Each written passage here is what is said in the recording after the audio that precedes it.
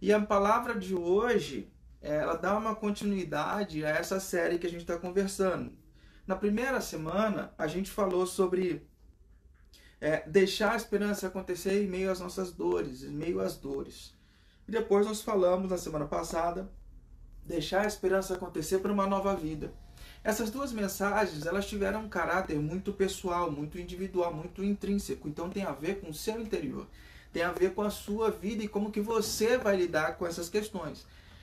Agora nós vamos, nessas duas mensagens, tanto de hoje e na semana que vem, nós vamos expandir um pouco esse conceito, porque a gente não pode ficar só circunscrito à nossa realidade interna. A gente tem que estar ligado e focado nas coisas que estão fora da gente também. Então hoje a gente vai falar sobre deixa a esperança acontecer em comunidade.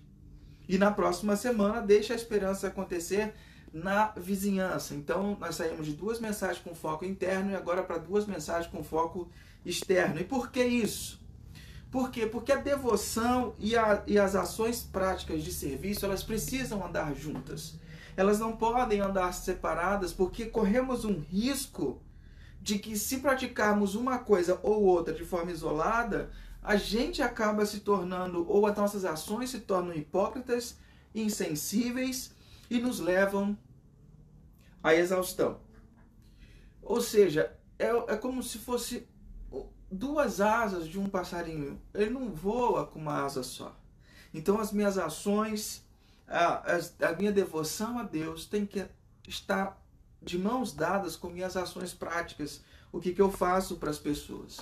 E o que as pessoas hoje mais precisam é que nós vivamos como discípulos, como aprendizes de Jesus. Se você já é um cristão, já é adepto da fé, se você já faz parte dessa caminhada, você sabe do que eu estou falando. Agora, se você é apenas um simpatizante que está me ouvindo, que tem apenas o interesse de descobrir melhor, ou curioso para saber como é que as coisas funcionam, independente dessa circunstância, o que as pessoas mais precisam hoje é que a gente se espelhe nas ações de Jesus, que a gente se espelhe como aprendizes de Jesus, ou seja, que a gente reflita e repita as suas práticas. Por quê? Porque as práticas de Jesus, quando foram implementadas por um grupo de pessoas lá na Palestina, no primeiro século, causou uma grande revolução. Causou uma grande revolução na vida das pessoas. Começou e fomentou uma revolução que desestabilizou um grande império romano. Então não há circunstâncias que possam ser grandes o suficientes a ponto de nos comprometer ou de tornar as práticas cristãs ou as práticas de Jesus como sendo fora, não relevantes. Essa é a verdade. Porque quando a gente vive como aprendiz de Jesus, isso mostra o nosso coração e o nosso caráter. A gente expõe o nosso coração e expõe o nosso caráter. Por quê? Porque a identidade de um aprendiz de Jesus, ela molda o nosso comportamento. Diferentemente da nossa cultura, das pessoas que vivem ao nosso entorno, que muitas vezes é o contrário. É o comportamento que molda a sua identidade, mas nós não. A nossa identidade como discípulo de Jesus determina como queremos caminhar.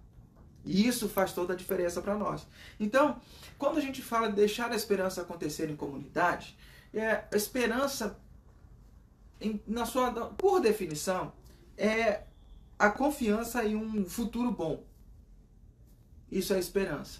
Só que a esperança cristã genuína, ela está enraizada num elemento, que é a ressurreição de Jesus. Essa é a esperança para a renovação de todas as coisas. A esperança que a gente tem de que, se a morte não conseguiu acabar com Jesus, nada no mundo vai conseguir acabar com o que é bom e com os planos de Deus.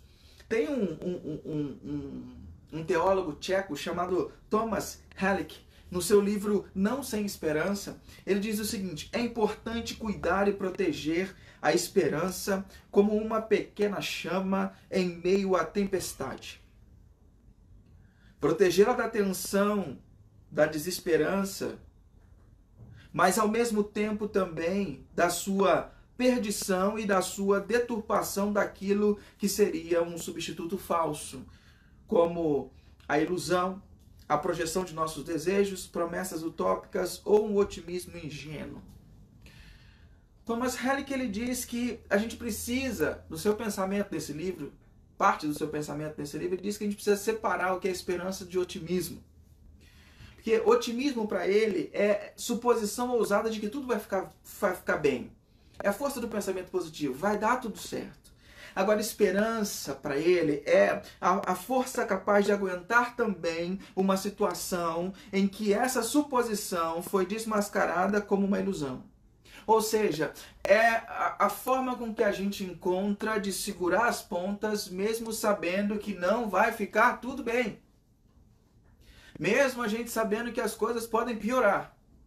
Isso é ter esperança. E ele diz uma outra frase muito importante, que ele diz assim: precisamos de uma esperança que nos dê a força de suportar o peso de situações a milhas de distâncias da promessa de um final feliz. Eu vou repetir para você. Precisamos de uma esperança que nos dê a força de suportar o peso de situações a milhas de distâncias da promessa de um final feliz.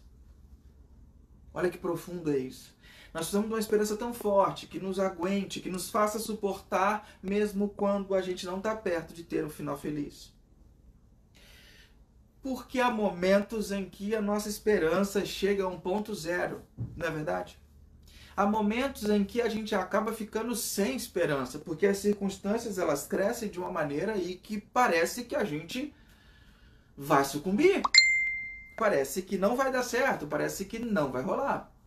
Não é verdade? Então é nesse momento, quando a gente se encontra com a esperança no ponto zero, momentos que a gente está exausto, momentos que a gente está aborrecido, momentos que a gente está frustrado, é nesses momentos que a gente precisa de uma esperança robusta. E isso me faz lembrar dos irmãos de Emaús. Os irmãos que estavam a caminho, aqueles nossos irmãos que estavam a caminho de Emaús. Mas é justamente nesse momento em que Deus se aproxima da gente, quando a nossa esperança chega no ponto zero. Quando a gente necessita da dádiva da esperança, aí a gente acaba recebendo essa esperança na forma de pão, na forma de companhia na caminhada, na forma de uma ligação, na forma de um contato, na forma de um abraço. Nós estamos conversando sobre questões de esperança baseado nessa narrativa de Jesus, da sua morte e ressurreição. E esses irmãos de Emaús estavam caminhando, estavam indo para a cidade de Emaús, saindo de Jerusalém, porque Jesus tinha morrido. E já era o terceiro dia e a esperança deles tinha se esvaído. Mas por que Jesus morreu? Se você caiu de paraquedas, ou se você não entendeu, ou não entende o porquê que Jesus tinha que morrer, essas coisas conflitam na sua cabeça, eu vou tentar explicar de uma maneira muito simples. No princípio das coisas, quando Deus Criador, criou a humanidade, Ele criou a humanidade com o intuito de viver se relacionando com Ele, para desfrutar de uma boa relação. Mas o que acontecia? Deus não queria que pessoas o obedecessem por Ele ser Deus. Deus não queria que as pessoas não tivessem a escolha. Então Ele deu aos primeiros pais, Adão e Eva, uma escolha. Vocês podem viver comigo ou viver sem mim. Só que se vocês viverem sem mim, vocês certamente morrerão. Vocês viverão uma vida onde vocês vão encontrar algo que não existe até então, que é a morte. Vocês vão ser desconectados de mim, que sou a vida, então a vida de vocês, essa subvida que vocês viverão, vai ser uma vida toda decaída e decadente. Então o acordo nosso é que essa árvore será a representação da sua escolha, a árvore do conhecimento do bem e do mal. Quando o homem decidisse comer aquela árvore, ele estaria rompendo com Deus Criador e vivendo longe dele. Se o homem não quisesse romper, quisesse viver debaixo das mãos do Deus Criador, debaixo da prerrogativa de Deus de dizer o que é certo e o que é errado, era só o homem não comer daquele fruto. O homem tinha uma escolha. Então nossos primeiros pais, em determinado momento, acabaram comendo desse fruto e rompendo com Deus, e a palavra de Deus deveria se cumprir. Se você comer, certamente você morrerá. Pois bem, o homem então passa a se tornar mortal, se desconectado de Deus, e o pecado entra na humanidade. A partir desse momento, ele não poderia mais viver em comunhão com Deus, porque o ser humano tinha rompido com o Pai, rompido com Deus Criador. E Deus tinha dito que ele morreria. Mas Deus, como é todo justo e todo bondoso e todo misericordioso e consegue agir com todos os seus atributos de igual maneira, ele decide então que iria mandar o seu filho, Jesus, o Deus Filho da Trindade, para viver como homem, para nascer como homem. Jesus vem e nasce num nascimento virginal, um nascimento diferente da barriga de Maria. Ele nasce, cresce. E ele nasce sem pecado, porque todo ser humano, a partir de Adão e Eva, rompidos com Deus, já estavam com a marca da separação. Então todos que vieram depois, inclusive eu e você, já nascemos com essa marca no nosso DNA, essa desconexão com Deus, sujeitos à morte. Mas Jesus não, Jesus nasce de uma maneira diferente. Jesus nasce como aquele que pagaria o preço, pagaria a dívida que a humanidade, ao se desconectar com Deus, deveria pagar. Se você comer, certamente você morrerá. Jesus então vem sem pecado, vive a sua vida e como recompensa de viver uma vida sem nenhum pecado sequer, ele teria direito à vida, porque ele não pecou. Se pecares, morrerás. Jesus então vive a sua vida de maneira plena, vai para a cruz, morre injustamente, mas ele morre de uma forma substitutiva, ele representa então toda a humanidade e sacia a justiça de Deus com a sua morte. E é isso que tinha acontecido naquele momento. Jesus tinha quitado a dívida do ser humano. Então Jesus morre. E quando Jesus morre, ele era aquele líder das pessoas, falta muita informação, tinha informação truncada, o clima de pessimismo paira sobre todos os discípulos de Jesus.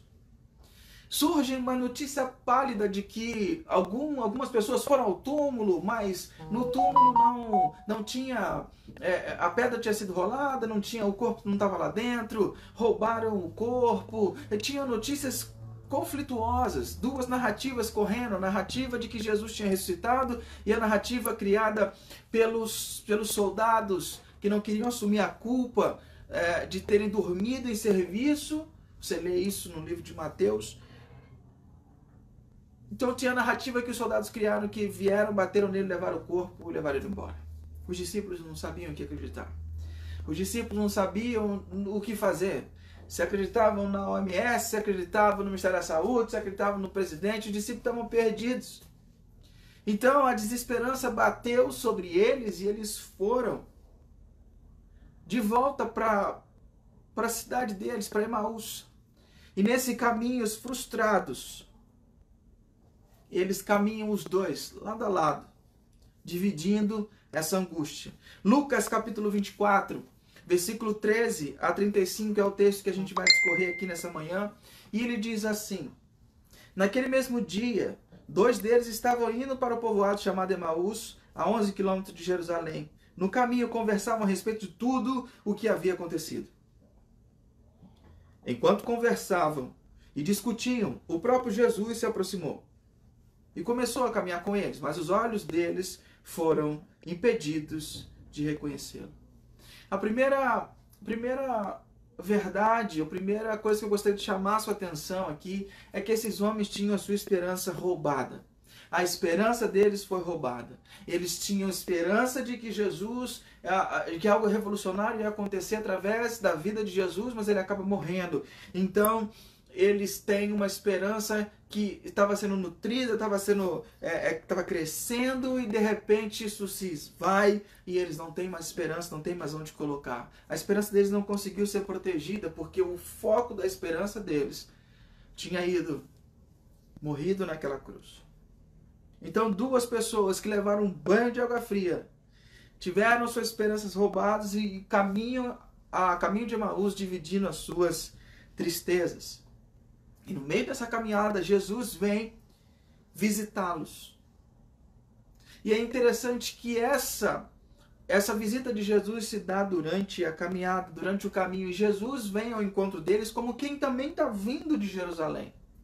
Jesus está vindo e andando mais rápido do que eles e os encontra. Mas eles não conseguem conhecer Jesus. Por quê? Talvez porque quando a gente fica muito sem esperança, quando a frustração nos cega, a gente não consegue enxergar muito bem as coisas. Jesus então se aproxima deles, pergunta: o que está acontecendo com vocês? Vocês estão tão tristes? Eles olham para Jesus com os olhos arregalados e falam: mas você é o único que estava em Jerusalém e que não sabe o que aconteceu? Jesus falou: o que aconteceu? E eles então contam o ocorrido. Eles chegam: cara, Jesus, você não tem noção de quem era Jesus. Jesus era o cara. Ele estava fazendo milagres, ele estava curando as pessoas, a gente estava ciente de que ele seria aquele cara que estava escrito nas escrituras do Primeiro Testamento, que ele seria o Redentor de Israel, que ele seria aquele cara que ia restaurar nosso reino, que a gente ia se libertar da escravidão e que a gente ia viver de novo, como nos bons e velhos tempos. Só que aí, eles dizem algo muito interessante, eles falam: e nós esperávamos que ele iria trazer a redenção a Israel. E hoje é o terceiro dia desde que tudo aconteceu. Esses queridos nossos irmãos ali, eles partilham a sua esperança frustrada, que talvez parecia mais um otimismo, como Thomas Halleck divide. Eles estavam frustrados e passam essa frustração porque a esperança deles estava de que Jesus ia trazer a redenção para Israel. O rei, segundo a imagem de Davi, iria vir e ia reconstruir todas as coisas.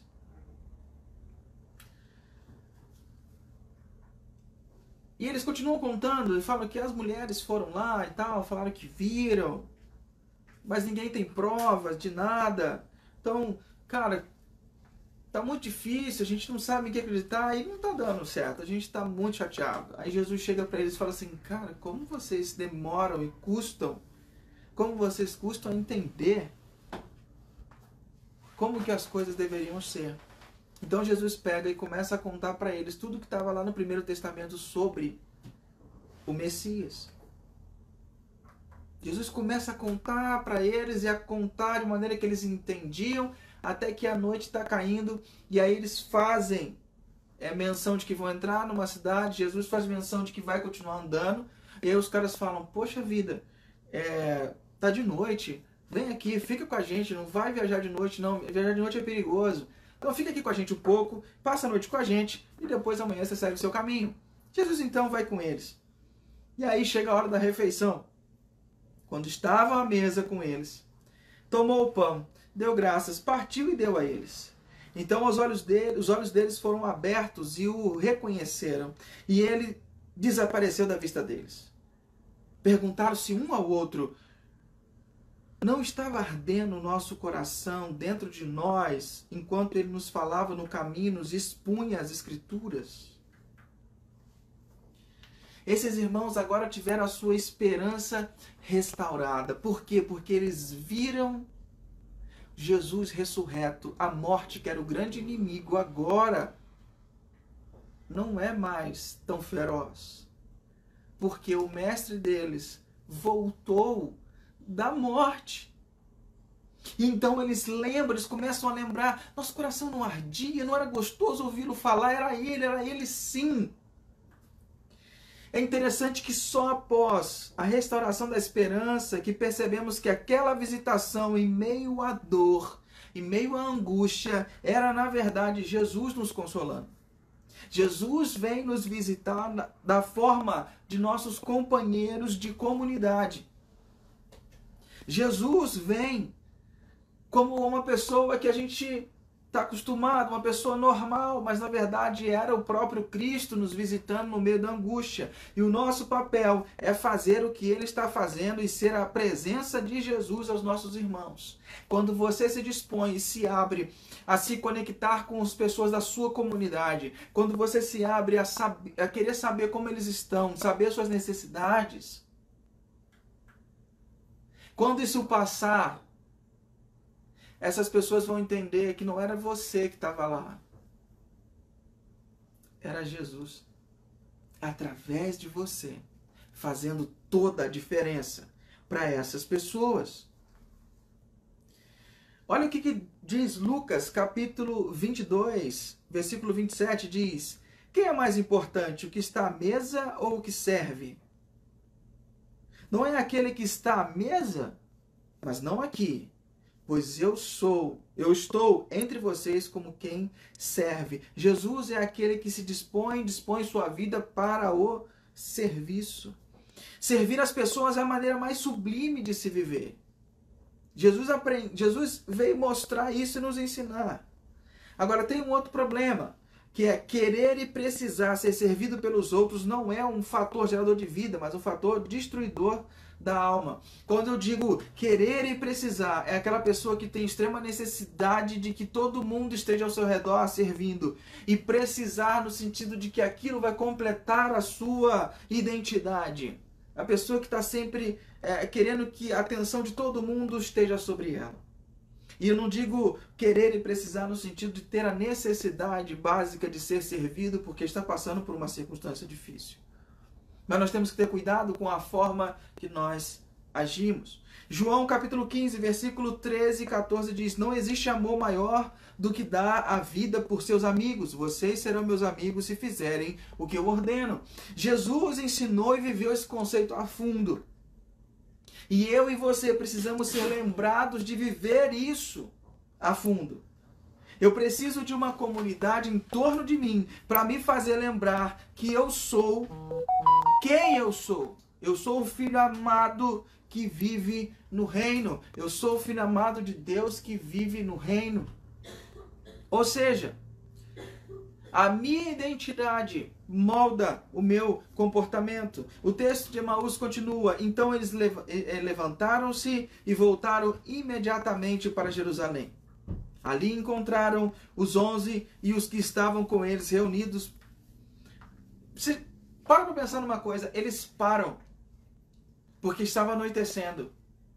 Porque é perigoso viajar de noite. Mas quando eles descobrem que era Jesus, a sua motivação supera o medo do perigo.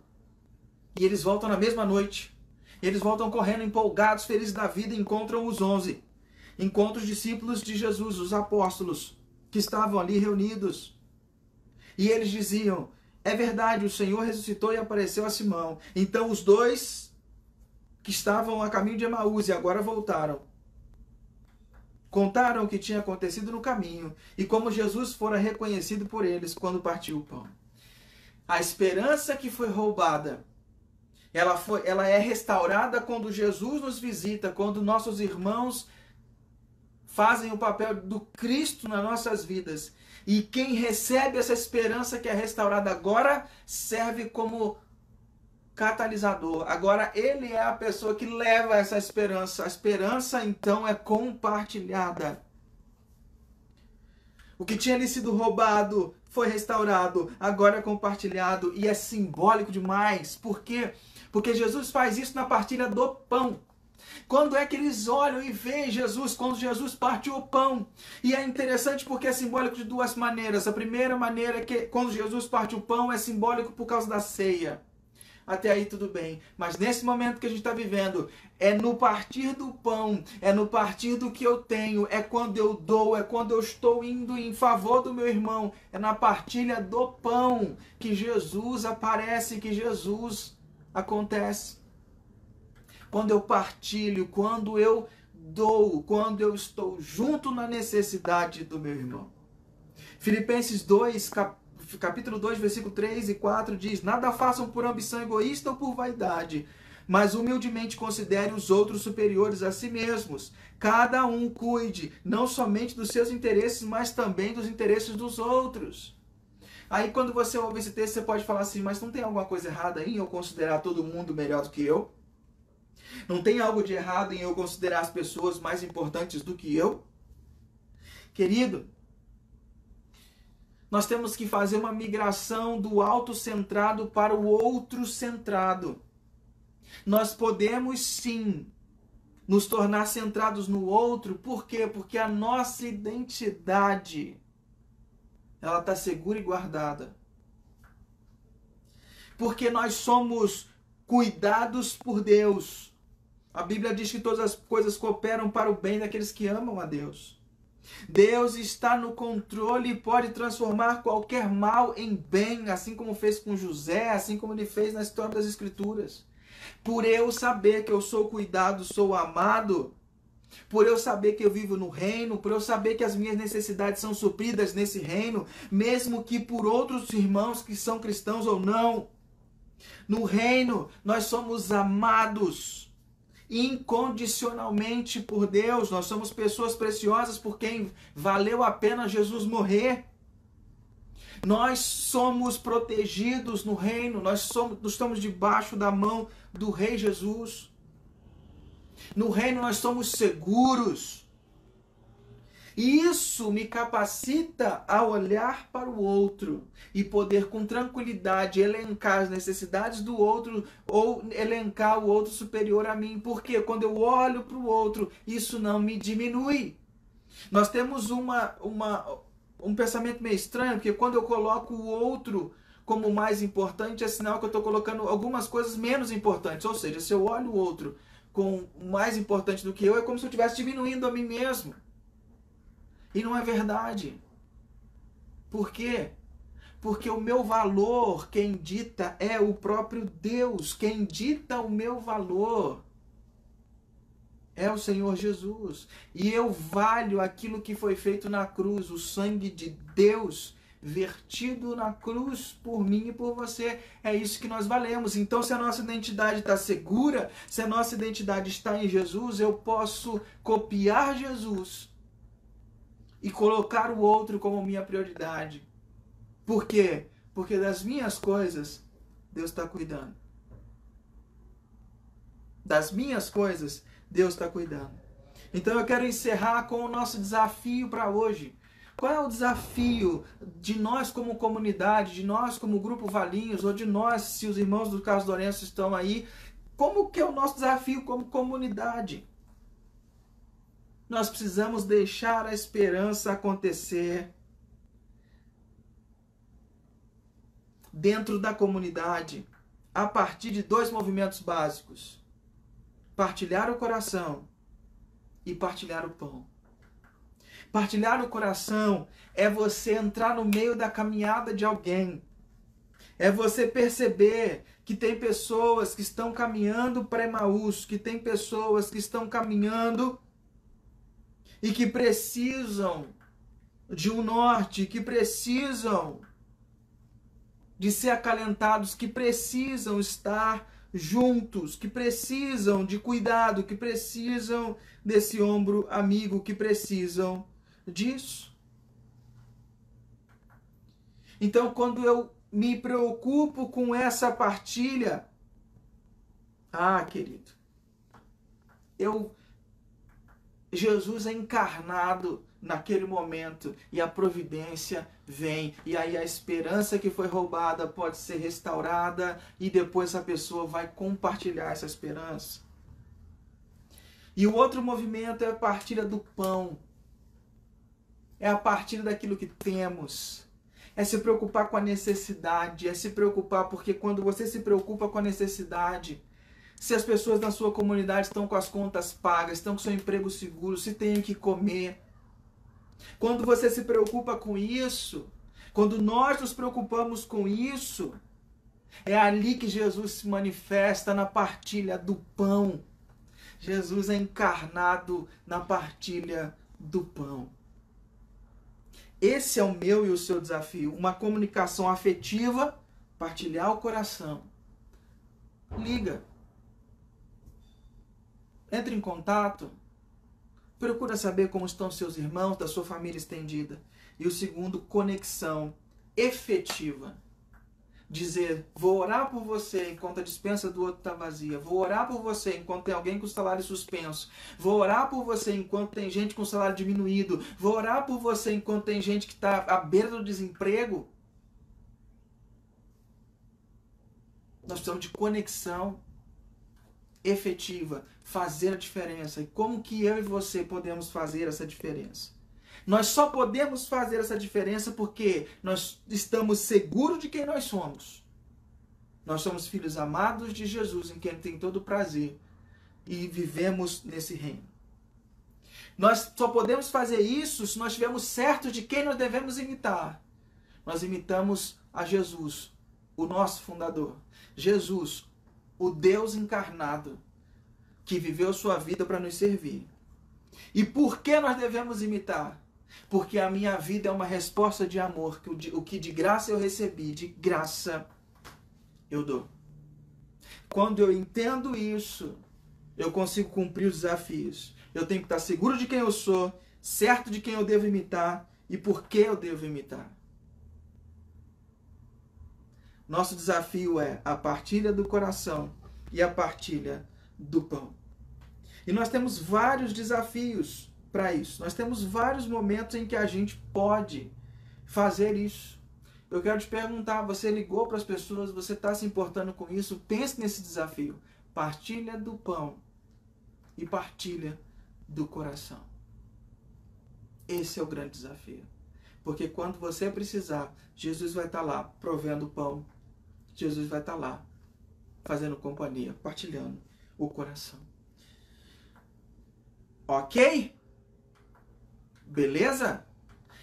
Antes da gente encerrar e fazer a oração final da bênção, eu queria abrir um espacinho aqui para você. Se você tem alguma dúvida, se você tem algum comentário, alguma contribuição, escreve aqui pra gente, que eu vou acompanhar você aqui pelo bate-papo do Face.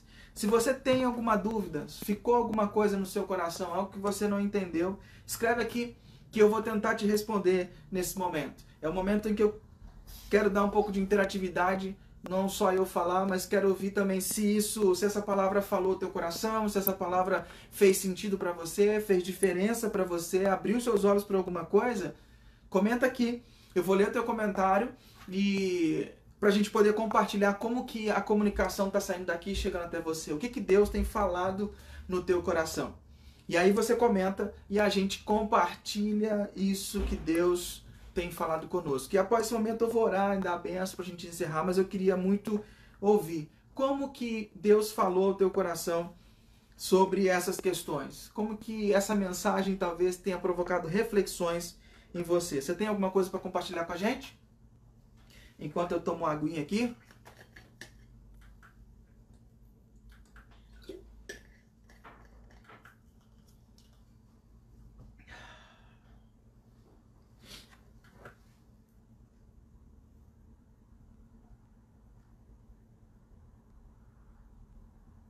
O meu bate-papo tá travado aqui. Tem alguma coisa aí? Eu não sei. O meu tá travado.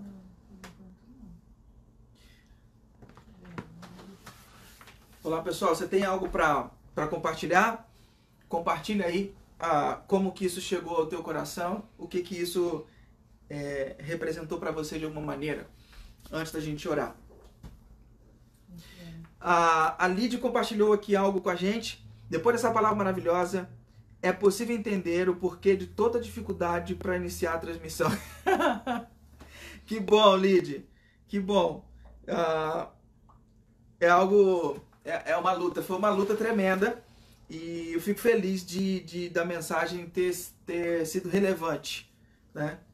Eu, honestamente, quando acontecem essas coisas, que a gente fica meio instável aqui, a gente não consegue ficar tão bem. Então a performance já não é tão legal, né? Que a gente fica...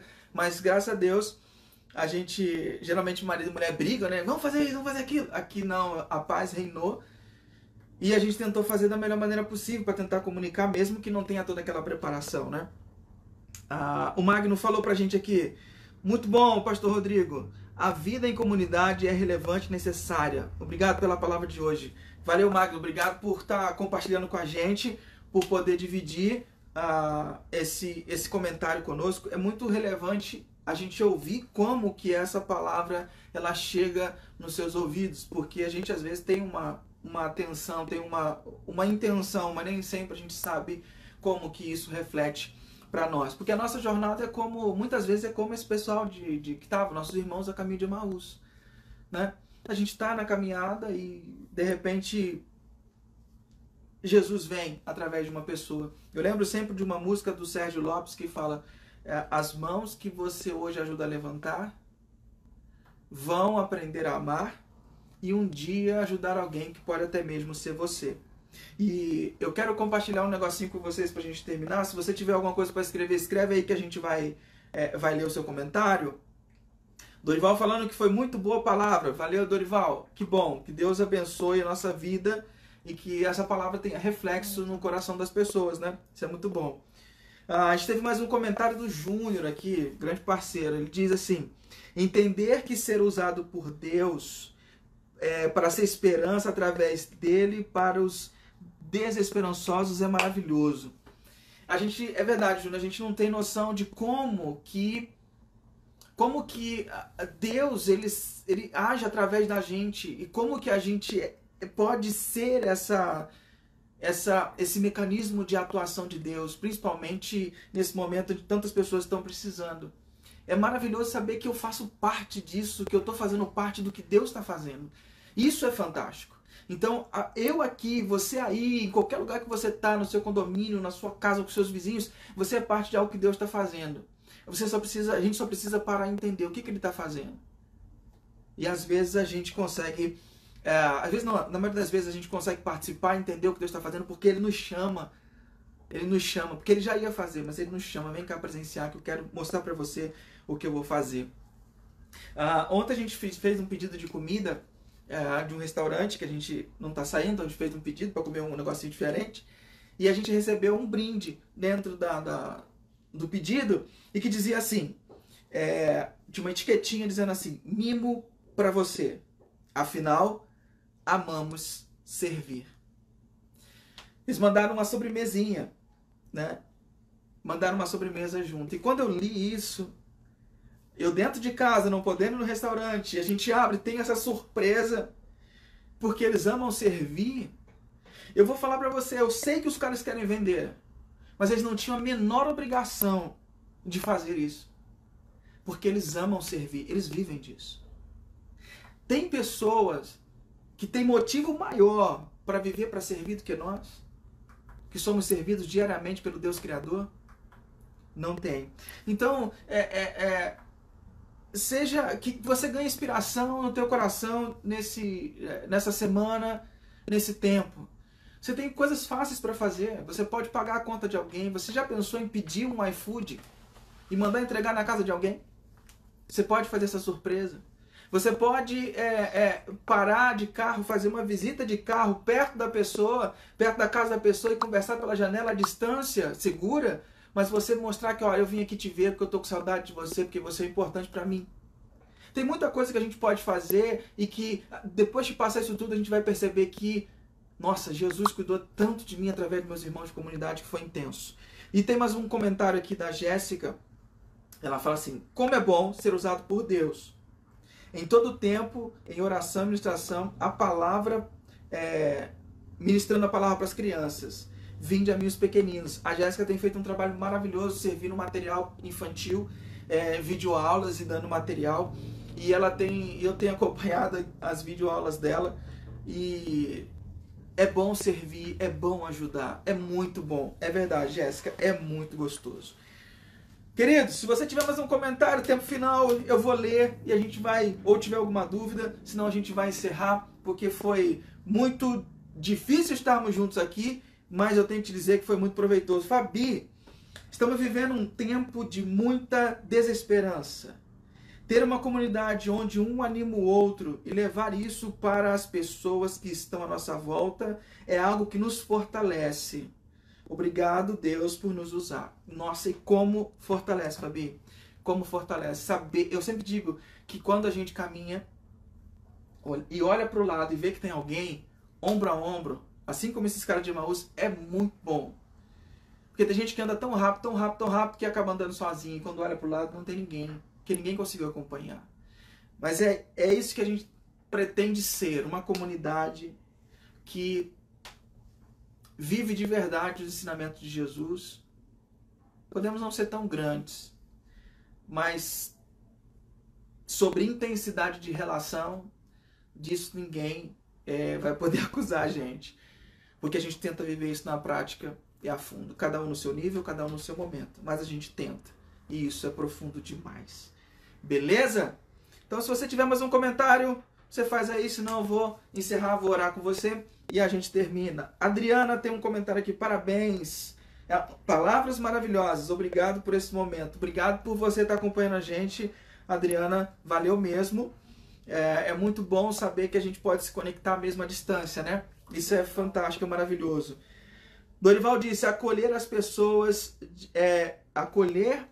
de risco é muito importante, é fundamental nesse tempo, porque se a gente passar essa pandemia sem entender qual é o nosso papel, pode ser que depois da pandemia as pessoas questionem qual é a razão de existir da igreja.